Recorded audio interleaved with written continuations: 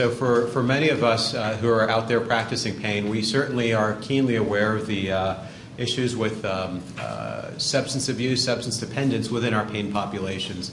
And so we're very lucky to have Dr. Anna Lemke here to speak to us about patients, providers, and prescription drug abuse.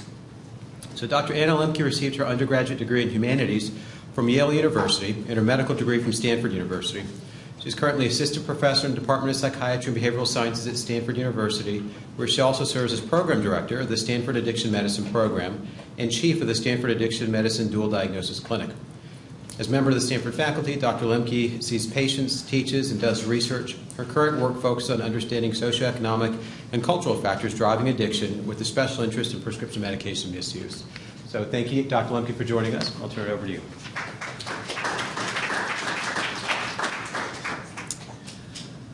I'm really excited to be here today. I want to make sure that folks can hear me. Is the sound okay in the back? Okay, great. So just to start, I'll make sure I can advance this. In terms of conflicts of interest, I have none to report except for my internal conflicts. So the overview of my talk today, I'm going to first talk about the nature of the problem. Then I'm going to talk about why this problem is so difficult, why it becomes so complex so quickly. And then finally offer some solutions, some of which are already in place and others which are still in the pipeline and others which are just sort of ideas. Before I begin, I want to start a little bit about why I got interested in the area of addiction medicine, which is not just because I like to talk about myself, but also because it's relevant in particular to the second topic here, why is this such a complicated area? My dad was a surgeon and a great guy, but he was also probably a functional alcoholic. And I say probably because he never would have embraced that diagnosis for himself. He never got treatment for it. I say functional because he could go for months at a time and not drink at all and do fine.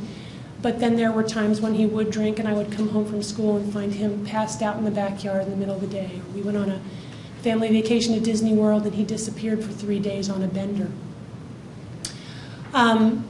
So because I came from a dysfunctional family, I went into psychiatry. That used to be, by the way, a prerequisite for going to psychiatry. Now you need a PhD in neuroscience. So I'm glad I got in before that.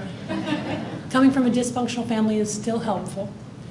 And I thought I was, pretty hot stuff. I did an NIH mood disorders fellowship, and I was at Stanford. I was starting on the faculty, starting my clinic, and I was going to stamp out mental illness, but I sure as heck wasn't going to take care of people with addiction.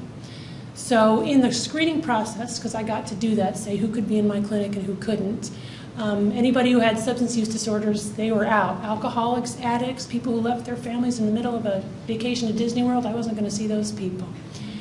And pretty soon, guess what? I had no patients left. So that's when I realized I better figure out what this addiction stuff is and what my issues are around it, because otherwise I'm not going to be able to help anybody. And then with the help of various mentors at Stanford, I did a sort of retroactive self-education thing and was surprised to discover that I actually really liked addicts. And it was very rewarding to treat them because when they got better, their lives were transformed. And here I am today, some 15 years later, running our addiction medicine dual diagnosis clinic. So that's just sort of my segue into trying to touch on why this is such a difficult disorder to treat. It's not difficult to treat because people don't get better. A lot of people don't realize that addiction treatment works. About 50% of folks who get into treatment for addiction are responders, and that's on par with our antidepressant treatments. It's hard to treat more because there are so many complex issues around this population. So first, to kind of generally summarize the problems and throw out some numbers. I don't remember numbers for more than 2 seconds myself, but people like to hear them. It's been called an epidemic, a public health crisis. About 6 million Americans have some problem with abusing prescription drugs, and about 2 million Americans specifically abuse prescription opioids. Prescription drug abuse is the fastest rising category of abuse among adolescents and young adults. The number one drug of abuse is still marijuana, but the fastest rising category is prescription drug abuse. And I'm sure you've all heard this statistic: deaths due to accidental overdose now exceed deaths due to motor vehicle accidents. Okay, so if we conceptualize that I'm talking about people who are known to be prescription drug addicts, then it raises the question, where are they getting their prescription drugs? You can steal to get prescription drugs, you can buy them, or you can get them through a doctor's prescription. And what we know from data that NIDA has put out, the National Institute of Drug Abuse, is that the majority of prescriptions that are abused in this country are obtained directly or indirectly through a physician's prescription.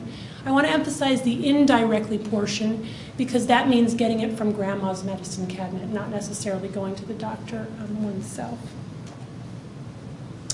In my time working with the population of folks who have, the population of patients specifically, who have prescription drug use problems, I've been able to identify 4 basic pathways: the malingering addict, the relapsed addict, the accidental addict, and the overlooked addict.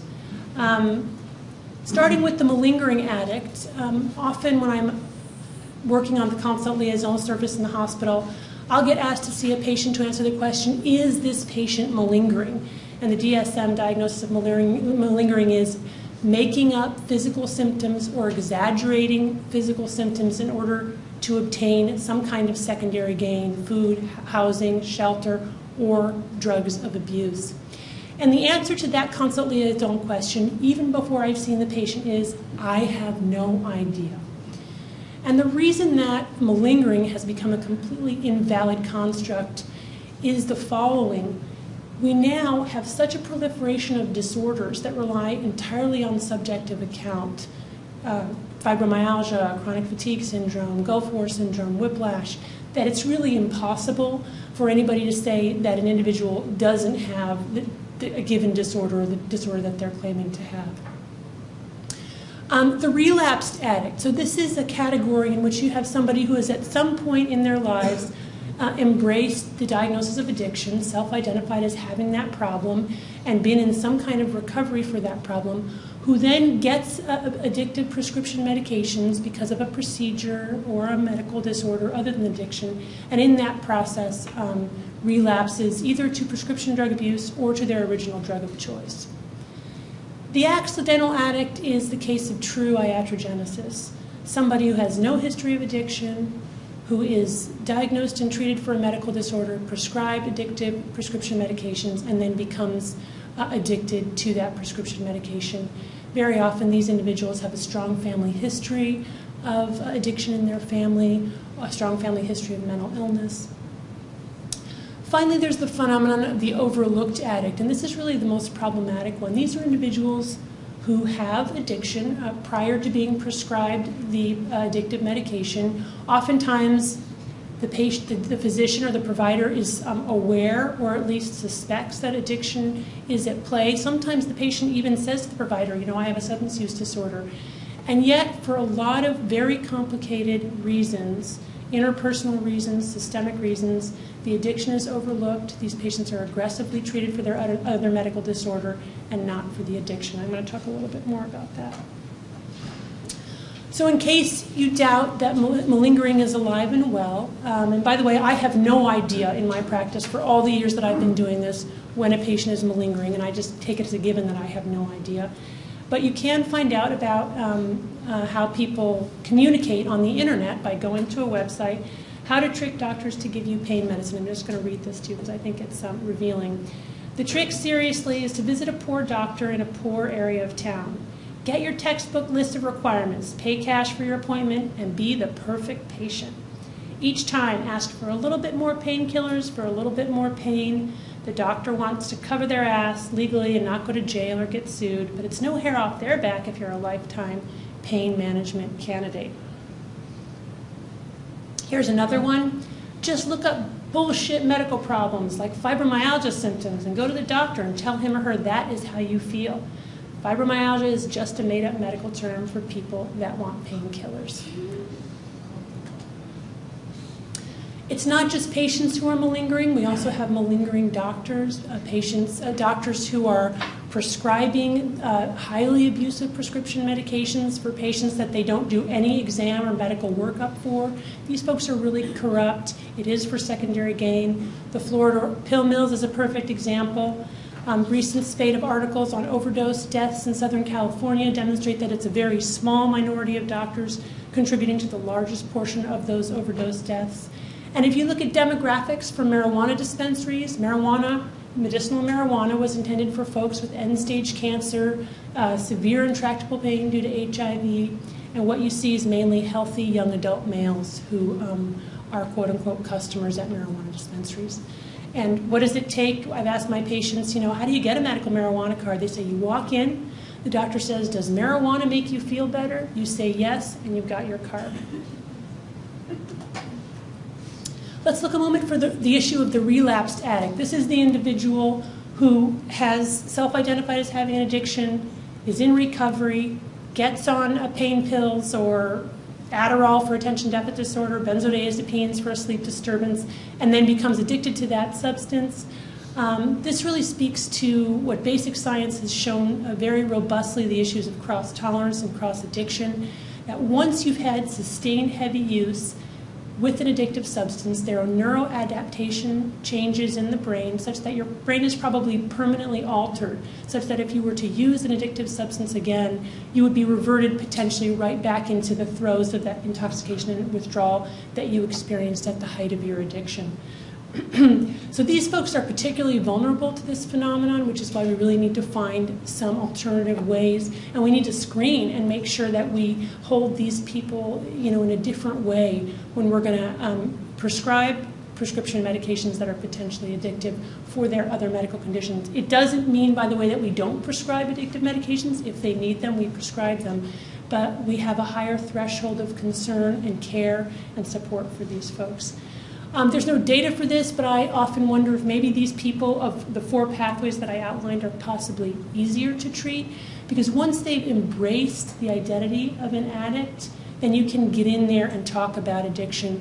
Much harder to do with someone who just identifies as, for example, a chronic pain patient. Then you're kind of taking away their identity if you're trying to suggest that they have addiction as well. The accidental addict, pure iatrogenesis, this is folks who have no history of addiction and who fall into it when they get treated.